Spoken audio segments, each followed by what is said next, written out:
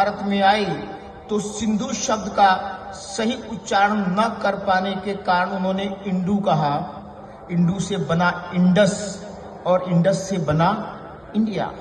और वह शब्द जब यूरोप में पहुंचा और जब अंग्रेज भारत में आए तो उन्होंने हमारे देश को कहा इंडिया।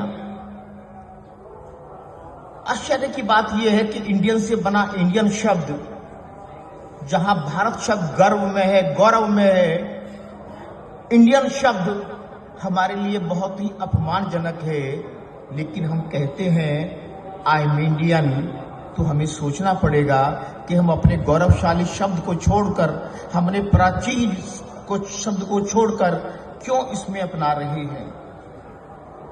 भारत की संविधान सभा में अंग्रेजी दान लोगों के वर्चस्व के कारण इंडिया शब्द आया।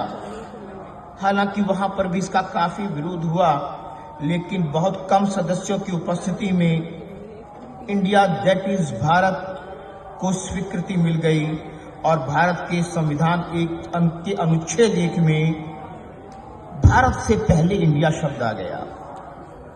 लेकिन भारत का जन्म तो अंग्रेजों के आने के बाद नहीं हुआ। भारत का जन्म 15 अगस्त 1947 को भी नहीं हुआ। भारत अनंत काल से है। भारत नाम भी अनंत काल से है।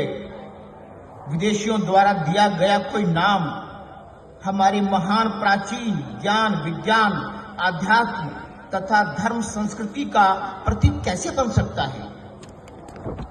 अब जैसे जैसे भारत जाग रहा है, वैसे वैसे देश के जनमानस में औपनिवेशिक दासता के प्रतीकों को हटाने की बेचैनी लगातार बढ़ रही है। भारत के यशस्वी प्रधानमंत्री माननीय नरेंद्र मोदी जी ने भी लाल किले की प्राचीर से देशवासियों को कहा कि अब हमें गुलामी के प्रत्येक प्रतीक को धीरे धीरे छोड़ना पड़ेगा। और इसीलिए इसी क्रम में हमने ये कहा है कि अब हम इंडिया को छोड़कर केवल और केवल भारत को अपनाएंगे। भारत की हर भाषा में हम भारत को अपनाएंगे। उत्तर प्रदेश की पावन धरती, जहां महाकुंभ हो रहा है 144 वर्ष के बाद, यहां के मुख्यमंत्री माननीय योगी आदित्यनाथ जी द्वारा करीब 10 वर्ष पूर्व भारत की संसद में एक प्राइवेट बिल के तौर पर यह प्रस्ताव रखा गया था कि इंडिया नाम को हटाया जाए और अगर भारत के साथ कुछ लगाना है तो हिंदुस्तान लगाया जाए।